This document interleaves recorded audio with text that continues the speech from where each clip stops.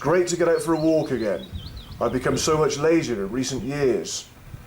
During the week, I go to work, come home at the end of the day, sit down and unwind, watch a bit of TV, listen to some music, play on my computer for a while, cook me tea, and after tea I sit back down to watch more TV and unwind.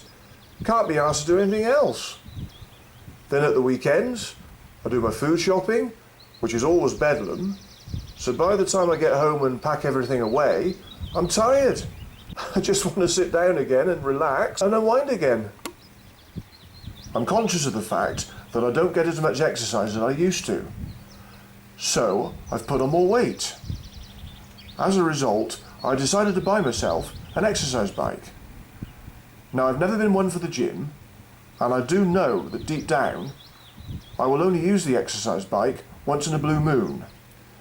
So I think getting out for a walk is the most enjoyable way for me to get some exercise. So, after these next few days walking, I hope to be motivated a lot more to do more walking.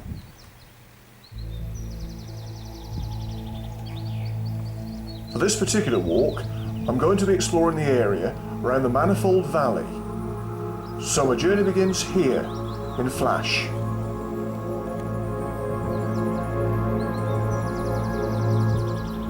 Flash has the distinction of being the highest village in England, at 1,518 feet above sea level, and in winter it is frequently snowbound. The main part of the village clings to the hillside just below its brow, clustered around the church, but there are many far-flung farms hereabouts that focus mainly on sheep farming on the sparsely populated local moorlands. In olden times, Flash was known as the resort of badgers or dealers, who squatted on the open land here and travelled from fair to fair selling their goods. They were rough characters like the landscape, and Flash had a reputation as a wild place where counterfeit money was made and illegal activities taking place. Prize fighting was one activity, which was still held at Flash for some years after it had been made illegal. The village's proximity to 3 county boundaries helped. When the police came, the ring was simply moved to another county. Flash has a pub, the New Inn, but no other amenities.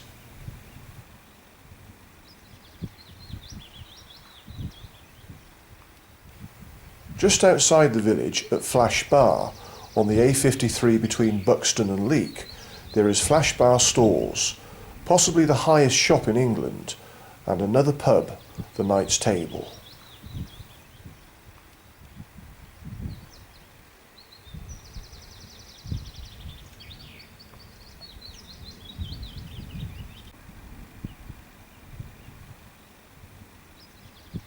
The River Manifold rises at Flash Head, less than a mile south of the River Dove, and takes a meandering course. The Manifold flows roughly parallel with the Dove, through similarly attractive limestone scenery, but its valley is generally quieter and less well known. The name Manifold means literally many folds or turns, and is an appropriate one, for the river forms a series of loops and meanders along its length.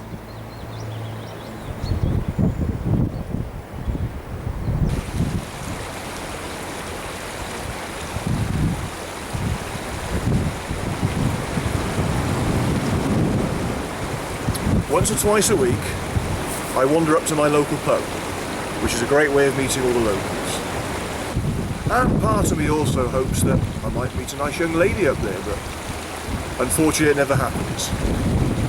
Even where I work in the county council, a large organisation, big building, but I still don't meet anybody.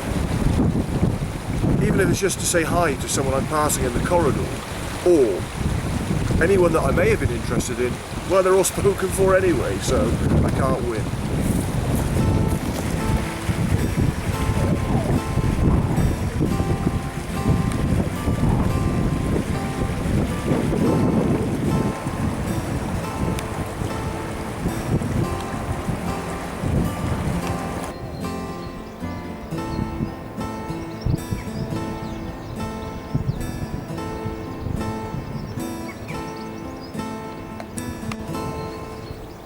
Just over the ridge from the Manifold lies Hollinsclough, a small farming hamlet on the upper reaches of the Staffordshire side of the River Dove. The situation of the village is a spectacular one, overshadowed as it is by the Coxcomb Ridge of Crome Hill.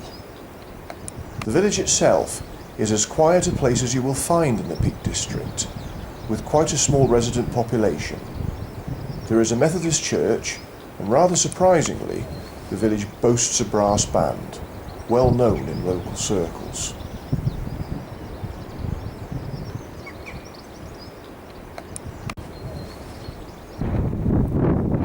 I've actually registered with an online dating site, something I've been very cynical of, as I feel you should be able to meet someone through natural circumstances, like in work or at the pub, wherever else I go in my social life. But the fact is, I just never meet anyone in those circumstances. So, online dating has been the only other option to meet someone. And to be fair, online dating has become a much more acceptable way of meeting a partner. You can view other members' profiles, and it will tell you something about their hobbies, interests, line of work, and what they're looking for in a partner. If you're communicating with someone online, you will actually get to know more about them than if you were to bump into them in the pub. So it does have its advantages in that way.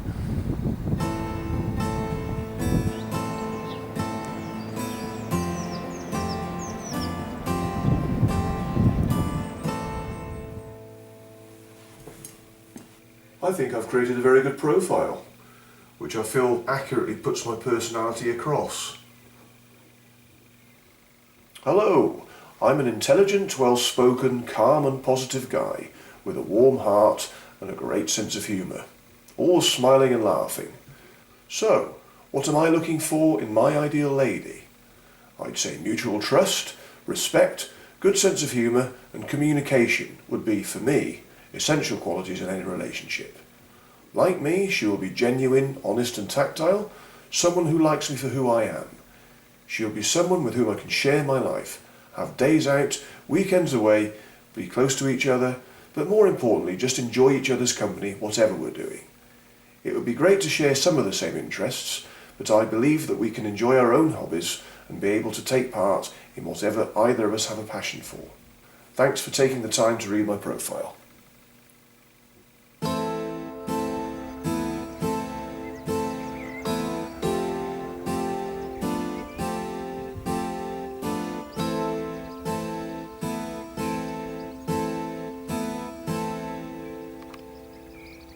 There were a few women who contacted me from the site, and then after a while I actually met some of them for a date. Quite a mixed bag of people. Some I hit it off with, others, well, I struggled with.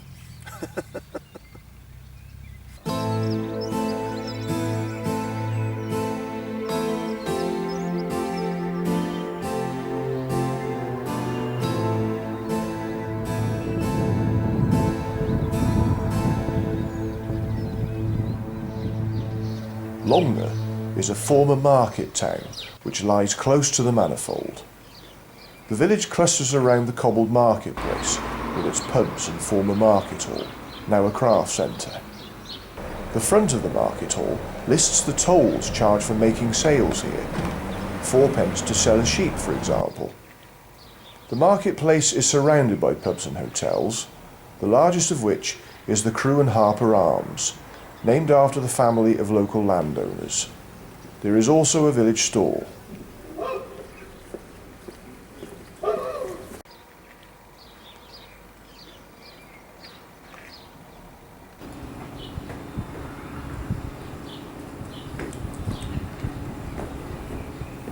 In recent years, Longnor has gained certain fame through being the location for the filming of much of the TV series Peak Practice.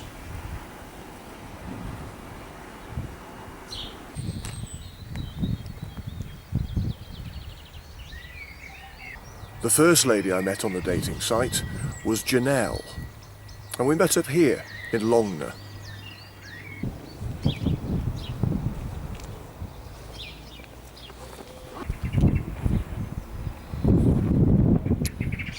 Janelle had sent me a quick hello on the site, and we chatted online for a while.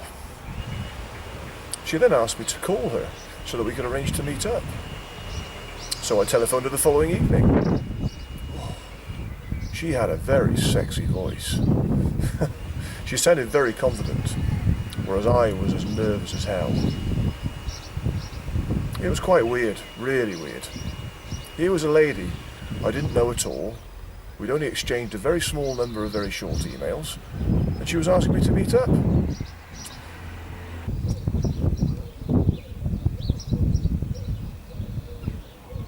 I arrived here in Longnor absolutely crapping myself. A blind date, something I'd not done for a very long time. Well, I went into the Crew and Harper and met Janelle, who was already waiting inside. And upon seeing her, I thought she was a very beautiful woman. She was very smart, but casual, and clearly took pride in her appearance.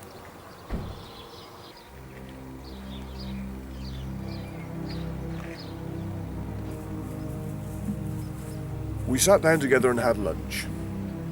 She seemed a nice lady when we were talking, although I did feel perhaps a little intimidated by her.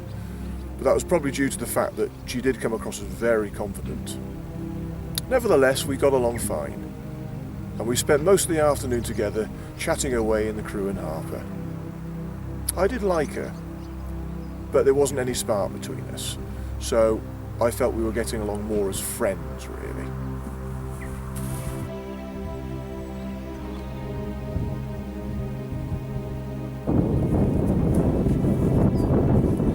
I never met Janelle again, but I still come to Longnor regularly, as I love the village and all its pubs.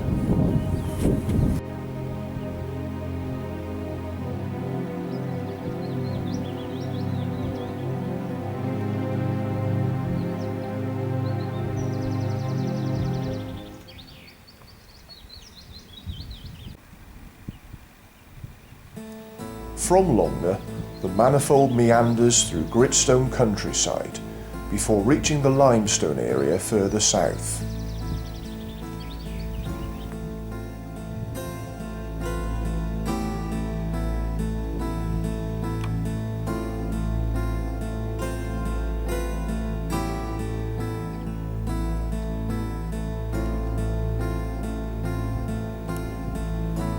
This is Sheen Hill, from where you get brilliant views of the upper Manifold Valley and the upper Dove Valley.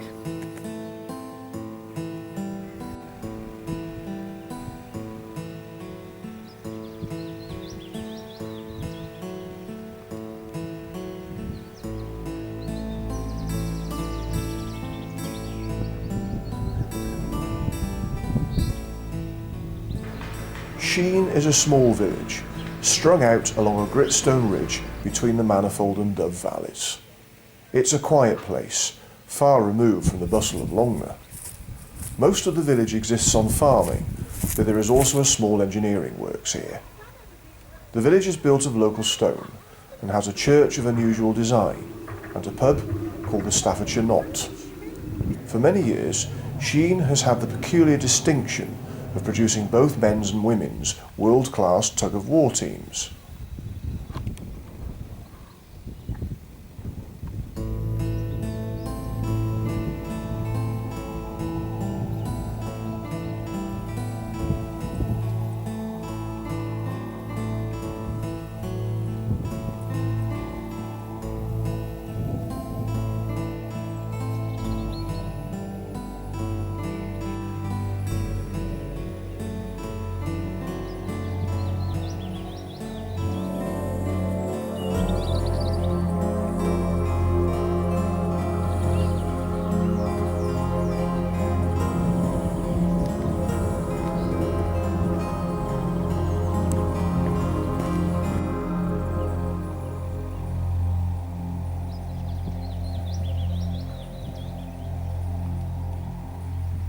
The women I've been chatting to online are all those who initiated contact with me.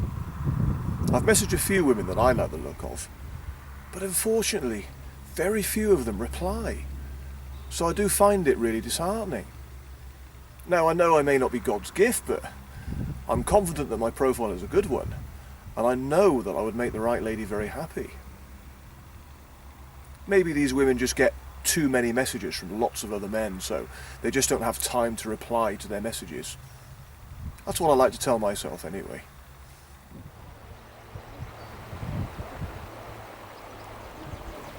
Hulme End is a small hamlet situated where the Hartington to Warslow road crosses the River Manifold.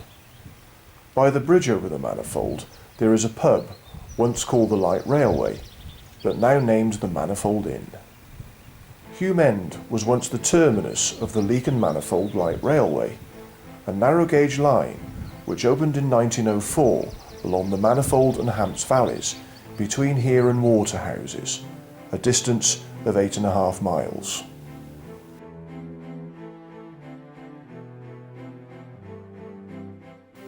The Leach and Manifold Light Railway opened with the idea that it would be used by tourists, but also carry some local freight, mainly provided by the creamery at Wetton. The track ran close to the riverside in both the Manifold and Hants valleys, and certainly would have provided a very picturesque trip. Sadly, the railway lasted only 30 years, and the closure of the Wetton creamery was its death knell, for it closed soon after, in 1934. It was too late to catch the heyday of the railways, and too early to catch the modern nostalgia for steam railways. However, it has been reopened as a cycle track, most of which belongs to the National Trust.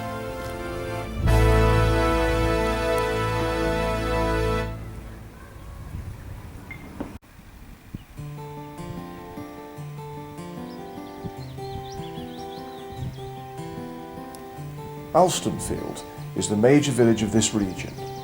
It's a pretty village, which has not been spoilt by the large number of tourists it gets every weekend. It is centred around the village green, with the George Inn on one side, the church down a cul-de-sac to the south, and the newer part of the village to the north and west. There was also a workhouse built in 1790, which is now a private house, a reading room, a village pump, and a post office which closed in recent years.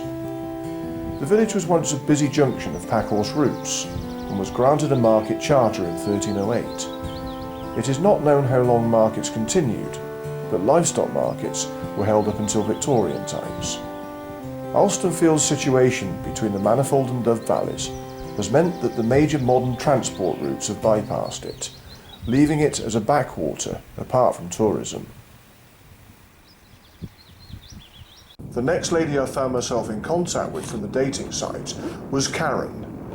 Now, she had no photo on her profile, but she had made initial contact with me, so, being the polite person I am, I acknowledged her message and we exchanged a few emails for a while. Flippin' heck, she was hard work. Karen was so negative, I actually found myself wanting to slash my wrists after chatting to her. I'd say, "I'm having a good day," and she'd say, "I wish I was." Or I'd say something like, "I'm feeling good, thanks." And in return she'd respond by saying, "Wish I did." I just wanted to tell her to bugger off and depress someone else. She actually asked if we could meet up. And I wasn't very keen, of course, but I thought, well, let's give her the benefit of the doubt. So we agreed to meet up for a drink.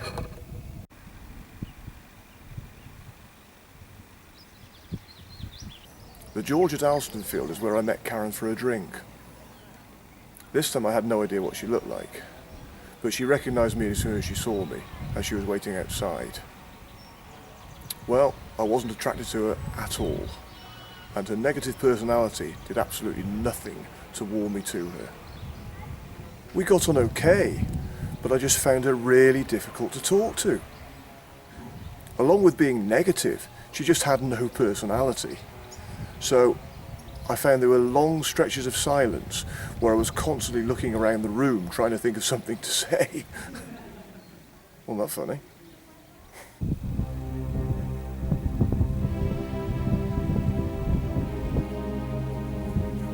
Needless to say, I was relieved as hell when the date was over. And strangely enough, we didn't meet again.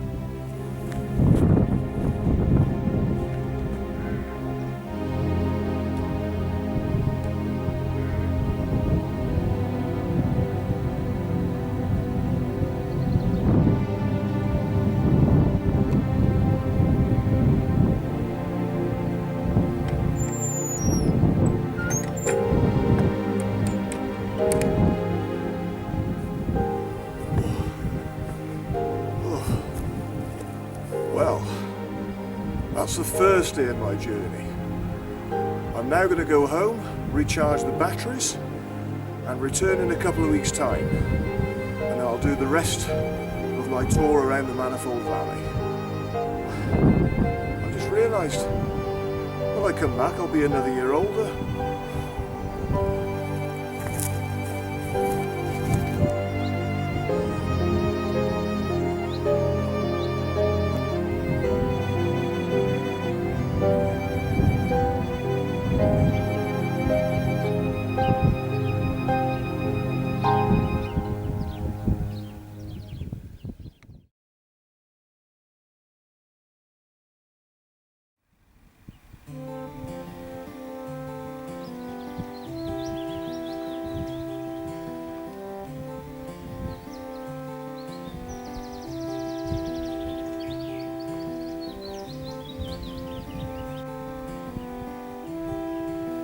Wetton is a delightful little village, situated above the Manifold Valley near Thor's Cave. It is a good centre for exploring this area of the limestone uplands. It is essentially a farming village, relying on a mixture of dairy and sheep farming. In the centre of the village, the church and the local pub, the Royal Oak, lie side by side. The pub is fabulous, with a small field at the back that is used as a campsite.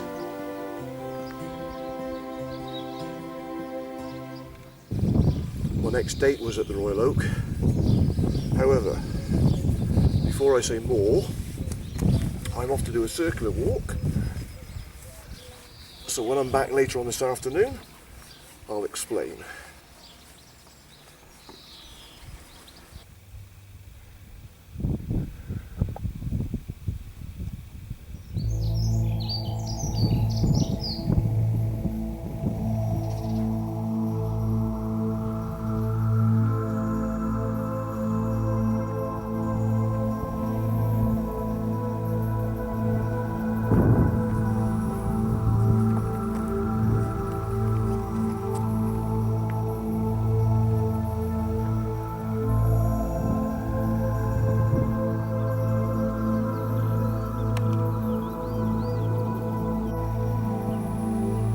To the north of the village, Wetton Hill is a reef knoll, formed from the ancient remains of a coral reef. The area around here has been farmed since Neolithic times, and there is a long barrow at Longnor, not far from here, which is at least 4,500 years old, and slightly more recent barrows on Wetton Low.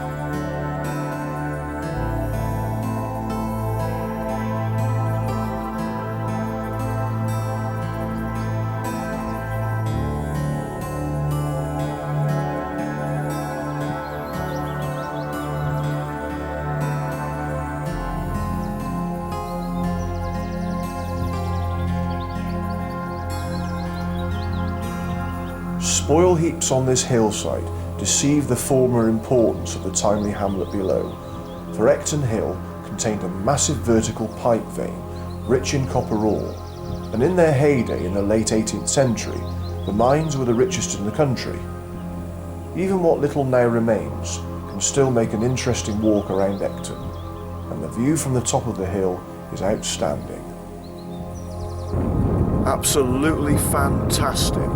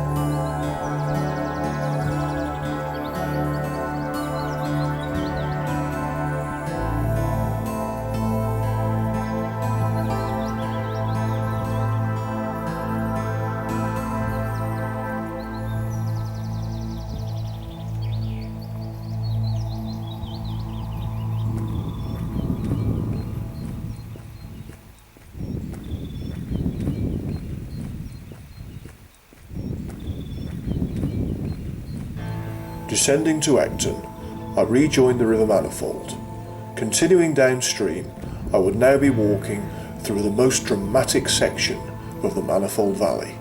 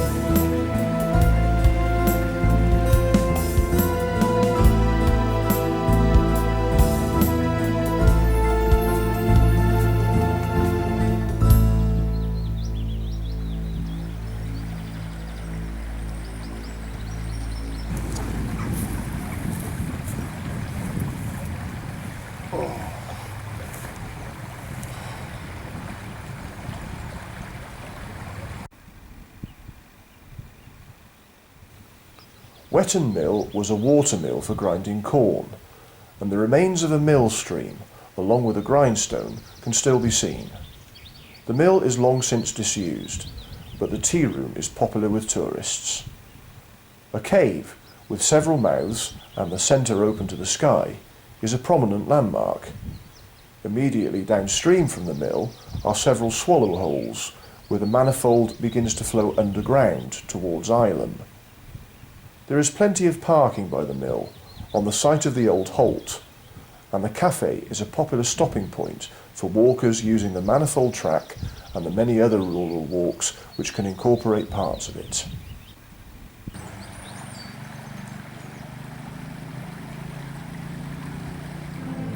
Although online dating can be a great way of meeting new people, there are other things about it which I do find very odd indeed. For instance, if a woman contacts me, I assume she's interested in me. Now, I might get a message saying, "Hi, how are you? I like your profile, would love to get to know you better," that kind of thing. So I'll reply and I'll say, "Hi, I'm very well, thank you, nice to hear from you. How are you?" And then I'll hear nothing back from them again. Now, I wouldn't find it quite so odd if these women stopped using the site for whatever reason. But in most of these cases, I can see clearly that they're active on the site. So, what's it all about? Do these women actually just enjoy sending as many messages to lots of men as they can, in order to see how many responses they get, just in order to boost their egos? I do get the impression that some women do treat the site as a bloody game. And it's at times like this that I question myself for using the site.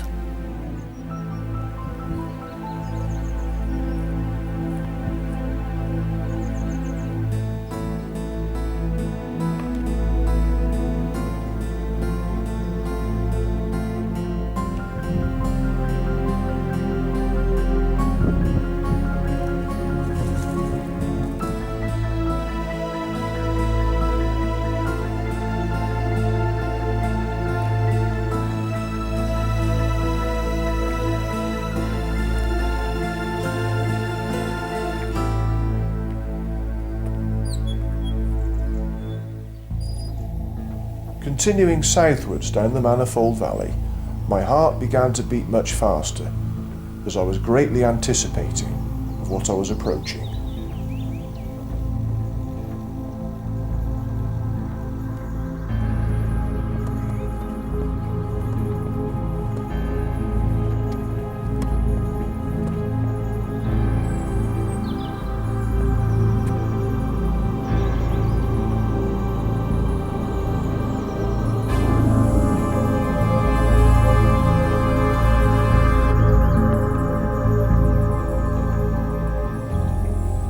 without any doubt, Thor's Cave is the most spectacular sight of the Manifold Valley, dominating the central section of the valley.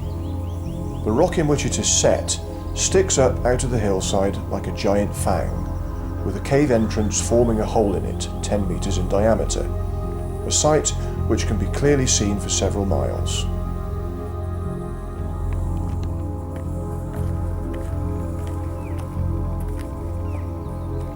Excavations have shown that the cave was occupied as long as 10,000 years ago, and this occupation probably continued until Roman or Saxon times, making it one of the oldest sites of human activity in the Peak District. Stone tools and the remains of now extinct animals were found within the cave.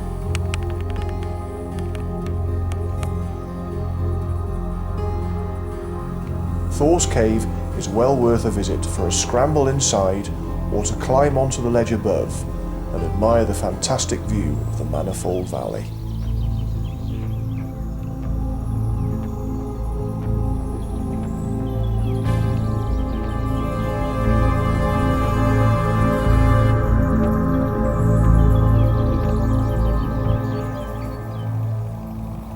Climbing on up from Thor's Cave, my circular walk beginning in Wetton ended as I ascended back into the village.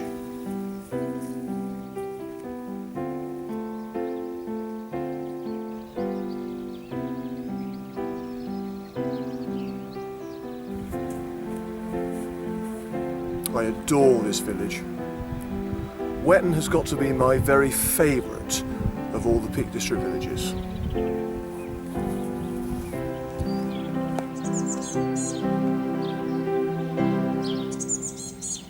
Earlier I mentioned about my next date, which took place here at the Royal Oak. I've been chatting online to a lady called Gemma, and we'd actually spoke on the phone once too. She sounded okay, but she was very unsure about all this. She told me she'd never done anything like online dating before, so she was understandably feeling very nervous about it.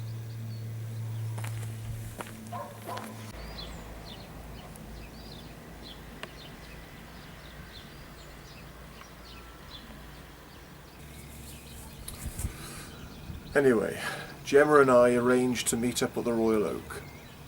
Now, she had asked me to text her once I had arrived outside the pub. I did as she asked, and within a few moments she came to the door as she was already inside the pub.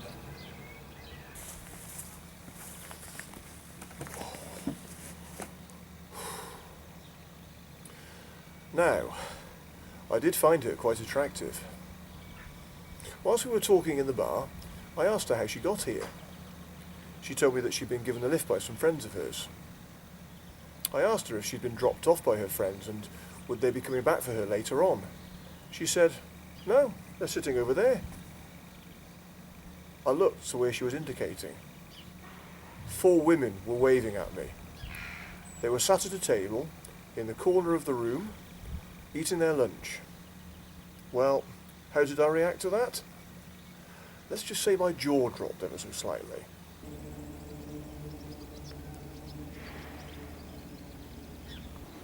Gemma told me just to ignore her friends, but that didn't stop me feeling like a complete nervous wreck, as I felt under observation.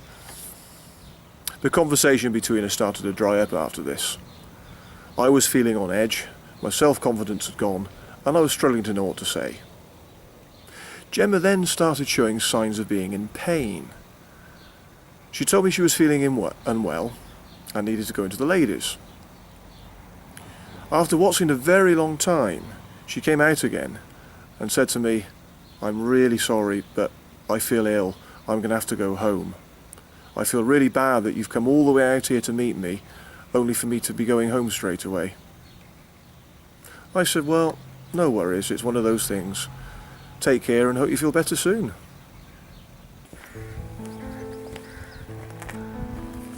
So I went on my way, leaving Gemma at the pub with her friends. I was a bit pissed off because I didn't really know what to believe, but then again her illness could have been genuine, so I tried not to think about it too much.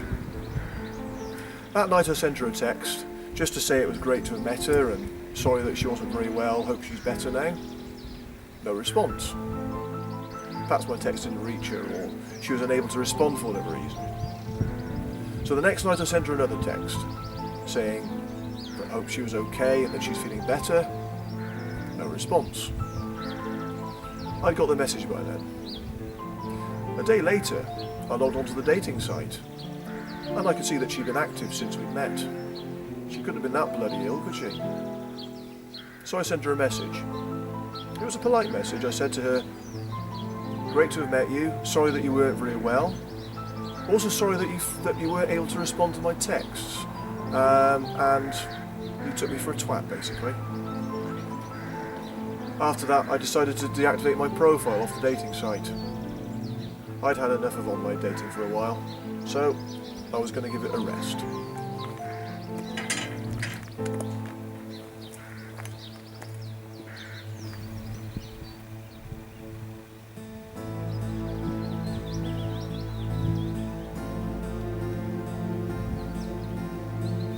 The following morning, I rejoined the Manifold track at Weag's Bridge, just below Thor's Cave, from where my walk continued southwards along the Manifold Valley.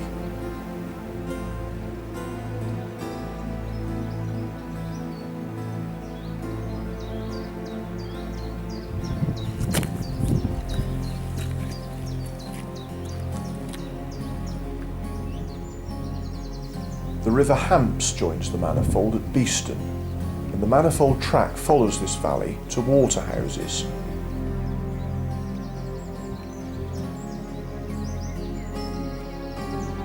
My journey, however, was to continue walking the course of the River Manifold.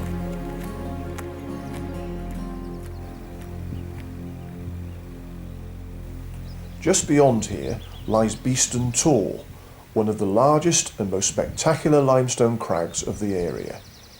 St Bertram's Cave lies at the foot of the crag and is traditionally the place where the saint lived as a hermit. When it was excavated in 1926, Saxon ornaments, coins and rings were found, so the cave was certainly used during this period.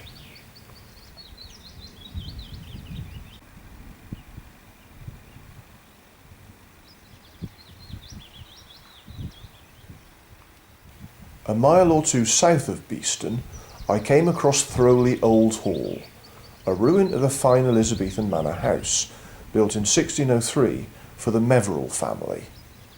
In the mid-17th century, the house passed to Charles Cotton when he married the last of the Meverells. The house was later allowed to go into ruin.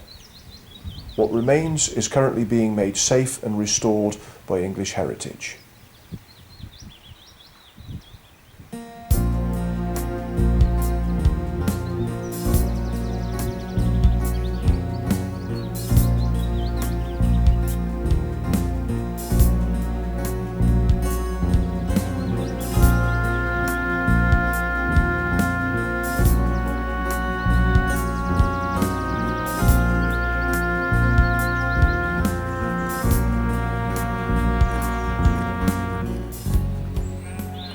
Manifold ends about a mile or so from here, just the other side of Island where it runs into the Dove. I'm not going that far though. My journey takes me back upstream, along the east side of the Manifold, back towards Weag's Bridge.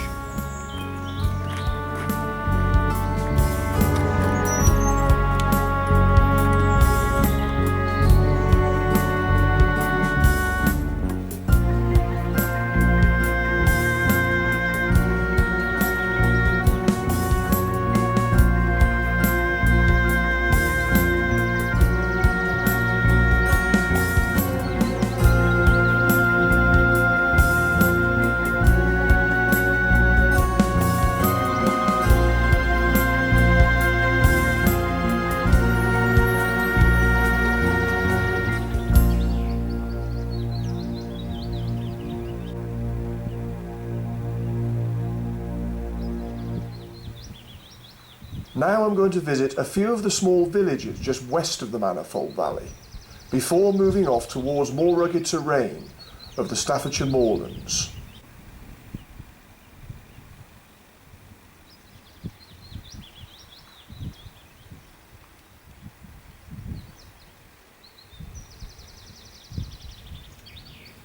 Grindon is a delightful village strategically situated above the most interesting and exciting section of the Manifold Valley, close to its junction with the Hamps.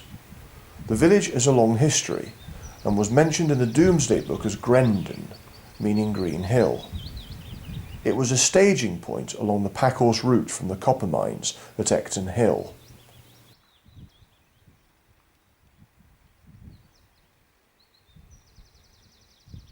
Outside the church there is an unusual sight, a rindle stone, a rindle being a brook which runs only in wet weather.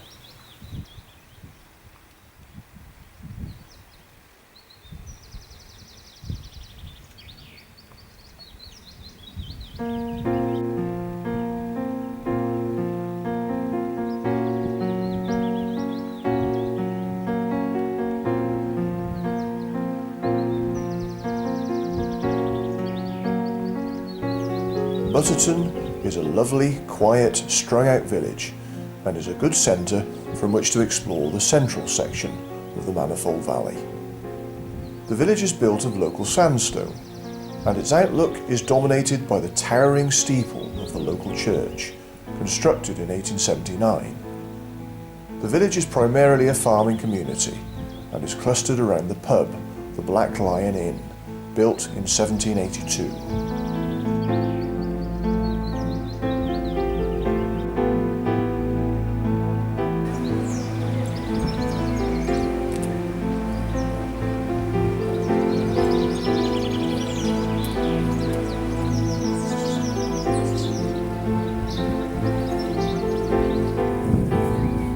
Several weeks after I had deactivated my online dating profile, I decided to try again, so I reactivated it. I told myself that I wasn't going to let the last experience put me off, as there must be a genuine lady out there somewhere.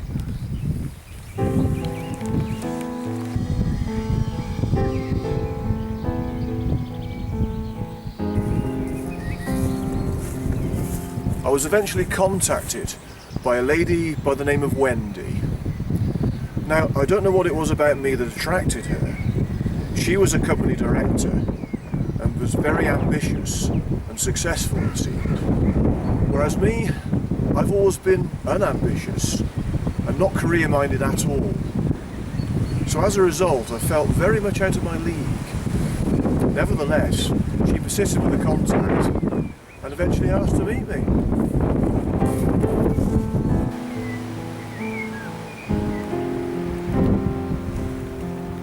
It was here at the Black Lion where I met Wendy.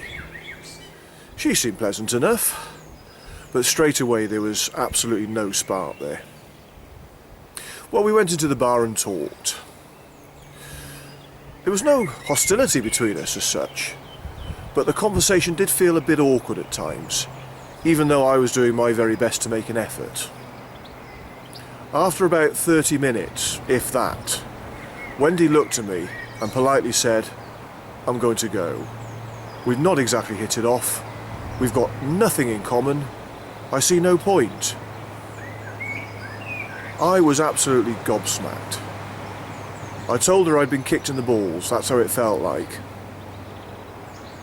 I said, "Surely you must have had some idea of whether I was your type before we met up during the course of our email conversations. I'd made the effort to come here to meet her, as she had done. I'd been polite all the time I was talking to her. As I've already said, I don't know what it was about me that attracted her to my profile. But obviously clearly meeting me in the flesh made her feel differently. Well, it was no skin off my nose really, as I wasn't attracted to her anyway. But I just found her attitude towards me very demeaning. Well, I left the Black Lion with a nasty taste in my mouth. But I was very glad to see the back of her.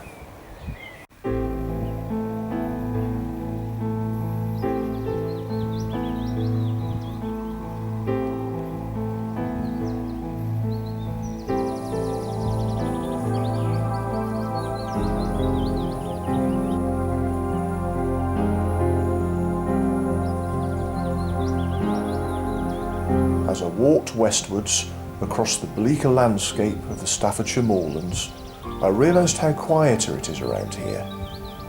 Most of the Peak District falls within Derbyshire, and it's always busy with tourists, walkers and cyclists. And yet, as soon as you cross the county boundary here into Staffordshire, this part of the Peak District somehow seems a lot less busy.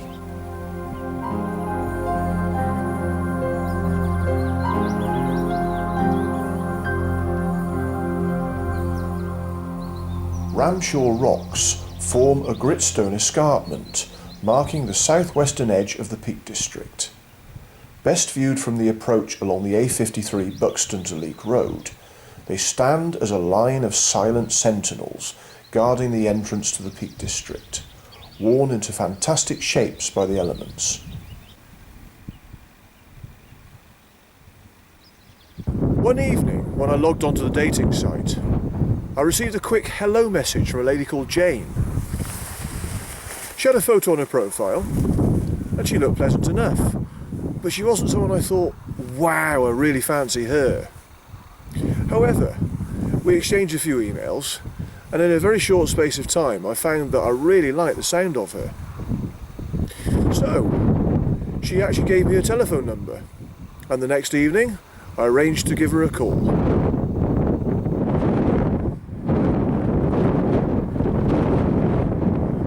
I spoke to Jane on the phone, and she sounded really nice. She had a soft, friendly voice. Well, we merrily chatted away for a couple of hours or so. There were no awkward silences between us, and I just found her very easy to talk to. I felt that we had really connected. So, during the course of our conversation on the phone, we arranged to meet up. And for me, it was a meeting I was really looking forward to.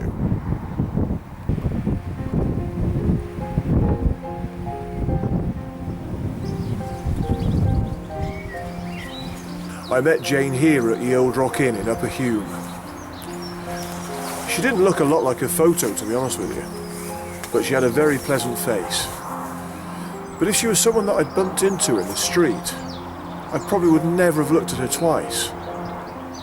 But because I'd got to know her from speaking to her on the phone and through our emails, she came across as very attractive to me.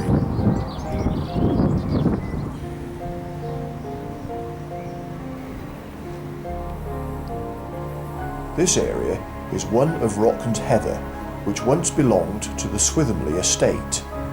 Following the breakup of this estate, the area including the Roaches and Hen Cloud was purchased in 1980 by the Peak District National Park in order to protect this unique area and guarantee access for the public. Hen Cloud, an area of 975 acres, is an impressive solitary edge which rises steeply from the ground below.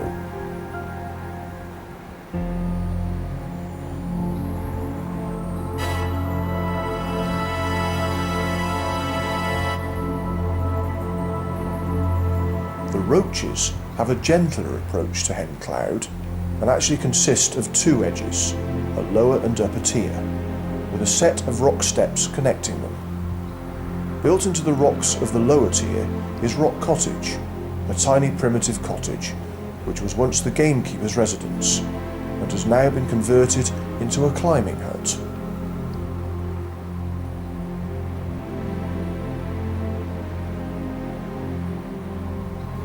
The area was once famous for its wallabies.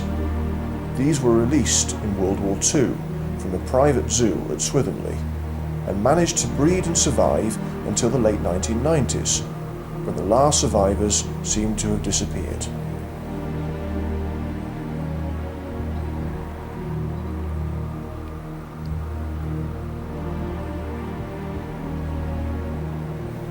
The whole area is a favourite place with walkers and rock climbers, and the edges provide some of the best gritstone climbing in the country. In some ways, the area has become a victim of its own popularity, for the area is very busy at weekends.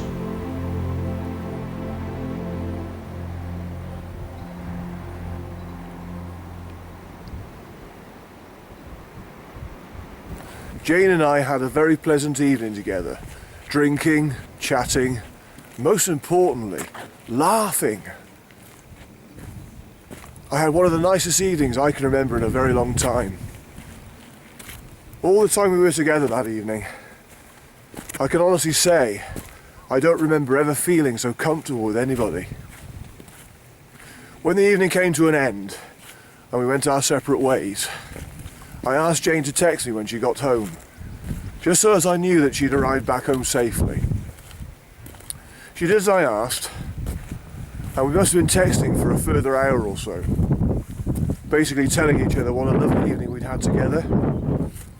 I told her she was a truly lovely lady and that it had been a pleasure to meet her, and she told me she thought I was a true gentleman.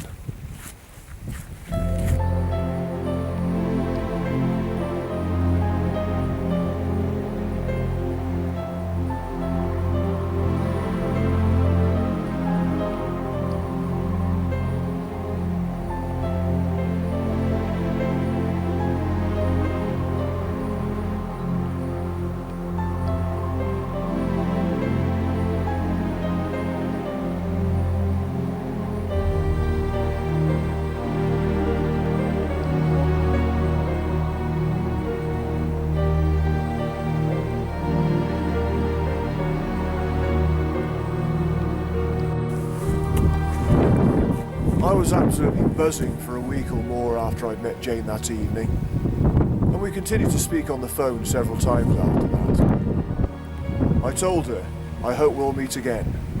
Her response to that was, we will meet again. So there was no doubt in my mind that she was interested. Neither could it be any clearer to me that we were going to meet up again.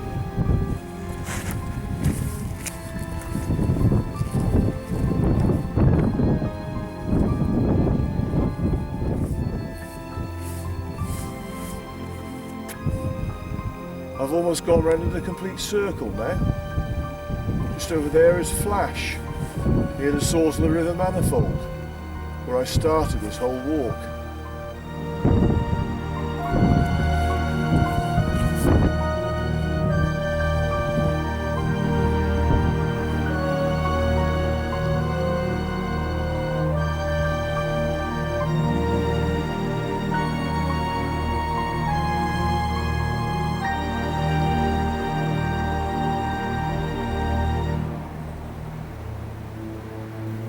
I eventually descended from the Roaches at Roach End, continuing downwards towards the valley of the River Dane, which forms the county boundary between Staffordshire and Cheshire.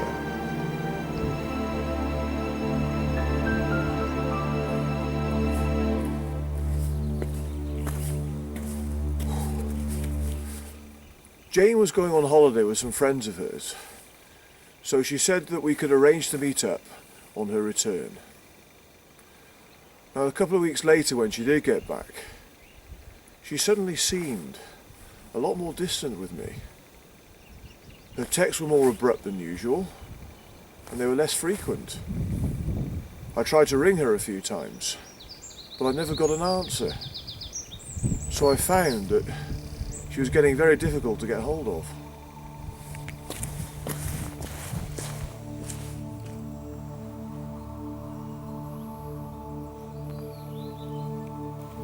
This damp, narrow, secluded, perpendicular chasm is called Ludd's Church, whose sides are covered with fern and moss, and above which the trees look rather precariously perched on the rocks.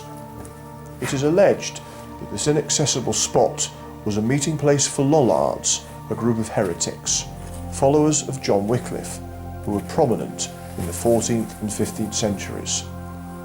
Persecution and the constant threat of execution by burning forced them to meet in secret hideouts, and this place would certainly have been highly suitable. It is supposed to have gained its name from one of these Lollards, called Walter de Ludbank.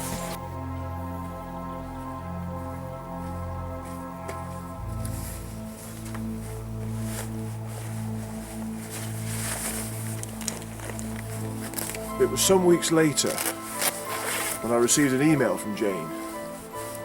She said that she was so sorry for not having been in touch, that she had not been very well and had had some issues to deal with. She also said that my interest in her had actually scared her a little. Now, I'm not really sure what she meant by that, but I'm guessing that perhaps she was a little bit panicky about the thought of being with someone again. I'm not sure what the issues that she mentioned were either, but I was delighted that she was back in touch again. However, even though I was pleased that I was receiving messages from her, they were still very distant, and I still couldn't get in touch with her when I tried to phone.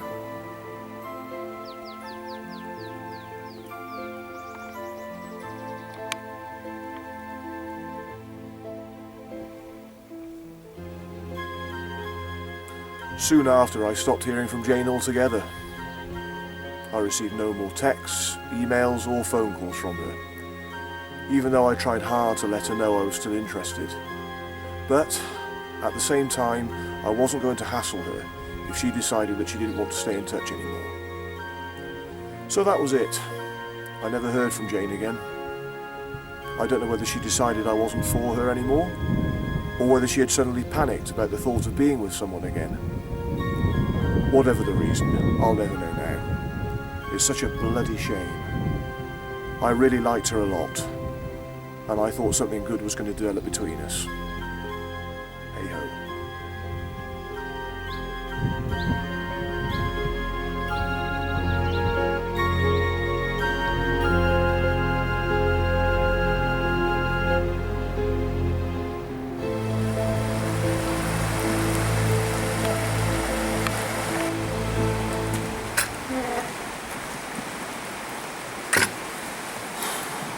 Good old British weather, eh? Just as well I'm at the end of my walk. Well, I've given online dating sites a rest now. I do think they are a good way of meeting people if you're looking to have a relationship with a single lady. And I don't meet single ladies in my normal day-to-day life. But at the same time, I do find them a bloody game at times. There are time wasters on there as well as those genuinely looking for relationships. Well, maybe one day I'll go back and give dating sites another go. But for the time being, I'm steering clear. Well, as I say, that's the end of my walk. It's pissing down with rain, which is very apt. And I'm not far from the village of Wincle, just over the River Dane there in Cheshire. And I'm going to go to the ship inn and have myself a well-deserved pint. Browsing on the screen to see who you can find each night. Some of them are genuine, who hope to meet the right man. But I feel like I'm just on a list. I know I'm one of many they meet. It's just another game we play to entertain ourselves. It's just another game we play to pass the time between us. I just don't feel I wish to play these games again. There must be better ways to enjoy our lives. It's just another game we play to entertain ourselves. It's just another game we play to pass the time between us. I just don't feel I wish to play these games again forever. There must be better ways to enjoy our lives.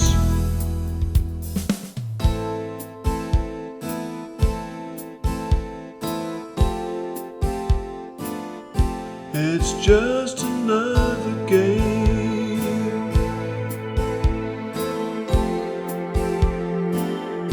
It's just another game.